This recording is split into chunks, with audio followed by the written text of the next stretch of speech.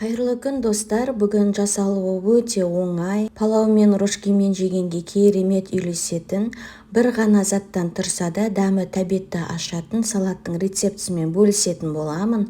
Видеоны соңына дейін қарамас бұрын менің каналыма жазылып, тіркеліп қоюды ұмытпаңыз. Алда дәл осындай өте оңай, жеңіл салаттардың рецептісін ұсынып отырамын. Салатты дайындау үшін маған 2 қызанақ қажет болды. Егер сізде адам саны көп болатын болса, мөлшерін көбейтіп жасасаңыз болады. Қызанақты алдымен жуып, тазалап, үлкен бөліктерге бөліп, кесіп дайындап алдым. Одан кейін 2 штук сарымсақты ұсақтап турадым. Ұсақтап турап салсаңыздар да болады, немесе үкіштің көмегімен өткізіп қоссаңыздар да болады. Кез келген аскөкті пайдаланып қоса берсеңіз болады. Мендегі аскөк, укроп пен кинзаны қостым.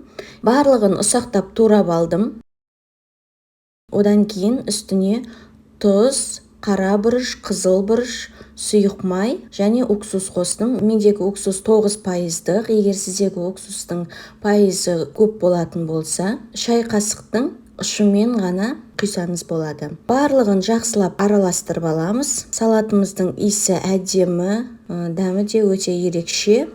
Салатымыз дайын болды. Өте оңай және жегенге де жеңіл. Жасап көріңіздер, ас болсын.